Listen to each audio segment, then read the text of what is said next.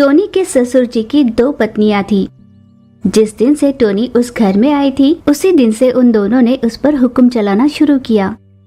आजकल मेरा कहा सुनती नहीं तू, लगता है मार कर तेरा शरीर सुझाऊंगी तभी मानेगी तू। आप मुझसे इतनी कड़वी बातें क्यों करती है? आपका कहा हर काम करती तो हूँ ना, भला क्यों आप मुझे यूँ डांटती रहती है? मैंने पहले मेरा काम करने के लिए कहा था और तूने उसका किया। पहले मेरा काम होगा उसके बाद और किसी का। ऐसा अगर नहीं किया ना तो मुझसे बुरा कोई ना होगा, समझी कि नहीं? हाँ सासू माँ, मैं समझ गई, कल से ऐसा ही होगा। मुझे थोड़ा हवा तो देती जाना।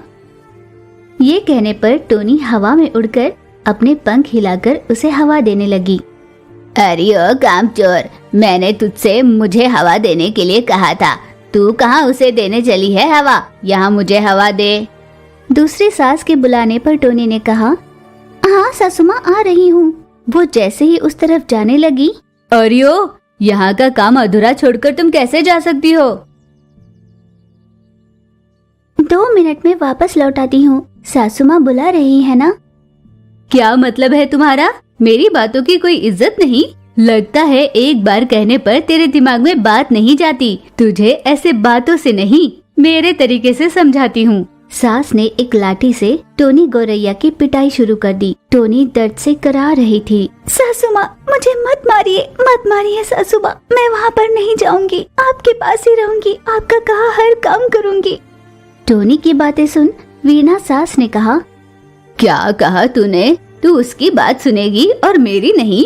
मेरी बात ना सुनने पर तेरा क्या हश्र होगा तू जानती भी है। ये कहकर पहली वाली से भी बड़ी लाठी लेकर आई और उसकी पिटाई करने लगी। उन मार को टोनी गौरैया बर्दाश्त नहीं कर पा रही थी। उसकी चीखें सुन ससुर जी वहाँ पर आए। क्यों उस बच्चे की जान लेने पर तुली हो तुम दोनों? क्या तुम में थोड़ी भी दया नहीं? दोनों पत्नियां उसे गुस्से से देखकर वहाँ से चली गयी। टोनी रोए जा रही थी। बेटा चिंता मत करो, तुम्हारे पति के लौट आने के बाद तुम दोनों यहाँ से चले जाओ और दूसरी जगह अपना घर बसा लो, तब तक तुम्हें ये सब तो सहना ही होगा। वो भी दुखी होकर सर लटकाए वहाँ से चला गया। टोनी रोती हुई रसोई घर में खाना बना रही थी। मैंने कभी नहीं सोचा था कि मेरी जिंदगी में ऐसे दिन देखने पड़ेंगे। लूसी कबूतर, छोटू तोता, चीचू कौवा, सभी की जिंदगी अच्छे से गुजर रही है। ना जाने मेरे ही नसीब में ये सब क्यों लिखा था। ये सोचकर वो उदास हो रही थी। यूं ही दिन बीतते गए। एक दिन टोनी के ससुर जी ने उसे एक खत ला कर दिया। उस खत में ये लिखा था कि उसकी सभी सहेलियां कहीं मिलने वाली है और गौरैया को भी आने के लिए कहा था।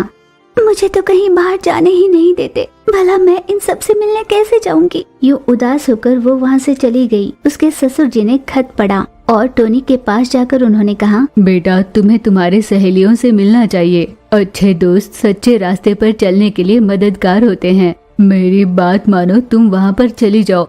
तुम्हारी दोनों सास को मैं संभाल लूंगा। टोनी ने खुश होकर हामी भरी। अगले सवेरे ससुर जी ने अपने पत्नियों से कहा, बहू आज बाहर जा रही है, तुम दोनों चुपचाप अपने काम कर लो। आप तो ऐसे कह रहे हो जैसे हर रोज हमारे काम हम नहीं वो करती हो। कल के दिन बेटा आएगा तो लगता है इसी तरह हमारे खिलाफ उसे भड़काओगे आप। जैसी आपकी मर्जी, आपकी बहू है। उन दोनों के भीतर चले जाने के बाद टोनी गौरैया ससुर जी के पास आई। पापा जी आपका बहुत बहुत धन्यवाद, मैं अपनी सहेलियों से मिलकर आती हूँ। ये कहकर टोनी गौरैया अपने सहेलियों से मिलने के लिए निकल पड़ी। तय की हुई जगह पर सभी इकट्ठा हुए। तुम सभी दोस्तों से इस तरह मिलना बहुत अच्छा लग रहा है। दोस्तों, शादी के बाद तुम सबसे पहली बार मिल रही हूँ। मैं आशा कर रही हूँ कि तुम सब अपने अपने ससुराल में खुश हो। किस खुशी की बात कर रही हो दोस्त? जिस दिन से मैं ससुराल गई हूँ सिर्फ दर्द ही दर्द देखा है मैंने।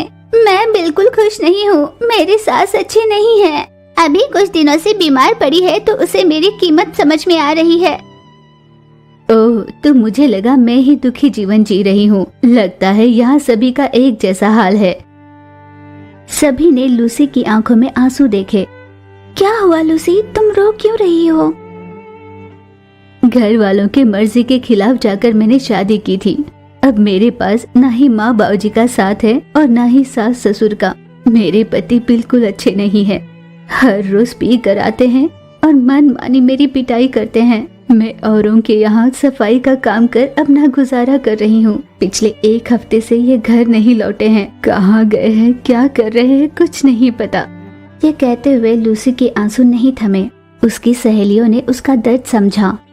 हर किसी का बुरा हाल ही है। कोई सास का सताया हुआ है तो कोई पति से नाखुश। पर मेरे विषय में दोनों ही कारण हैं। मेरे दहेज ना ले आने पर मरने तक मेरी सास ने मुझ पर बहुत अत्याचार किए, पर मेरे पति आज भी मुझे दहेज के पैसे लाने के लिए गाली देते हैं, मारते हैं। न घर छोड़ पा रही हूँ, न बच्चे संभाल पा रही हूँ। मैं कैसे तड़प तड़प कर जी रही हूँ, मैं ही जानती हूँ। मैं तो यही सोचती थी कि तुम सभी खुश होंगे। 2 सासू माओं के बीच मैं पिसती जा रही हूँ। मेरा जीवन तो श्राप बन के रह गया है। मैंने समझा तुम सब खुशहाल जी रहे हो, पर तुम सब भी ये सब झेल रहे हो। ऐसा क्यों होता है कि औरत जात को ही सारे दुख झेलने पड़ते हैं? क्योंकि भगवान ने औरतों में ही सहन शक्ति ज्यादा दी है। वो औरत ही होती है जो इतने सारे दुख झेलती हुई अपनी जिंदगी में आगे बढ़ती है। दोस्तों, अपनी जिंदगी में तो ये सब चलता ही रहेगा। चलो इन सब को भूलकर कुछ अच्छे पल बिताएं। चलो कुछ पल जी लेते हैं। सभी चीचू कौवा की बात से सहमत हुए। फिर वे सभी गाना गुनगुनाने लगे। इस तरह अलग अलग मनोरंजक चीजें करते हुए वे कुछ पलों के लिए अपने दुखों को भूल रहे थे। उन चारों ने अपना मनपसंद खाना बनाया और सभी ने मिलकर पेट भर खा लिया। दोस्तों, काश की जिंदगी ऐसी ही सुहानी होती। खैर, अब जाने का समय हो चला है। चारों ने एक दूसरे को हिम्मत से काम लेने के लिए कहा और अपने अपने घरों के लिए लौट गए। वापस वे सभी अपनी उस पुरानी दर्द भरी जिंदगी में लौट गए।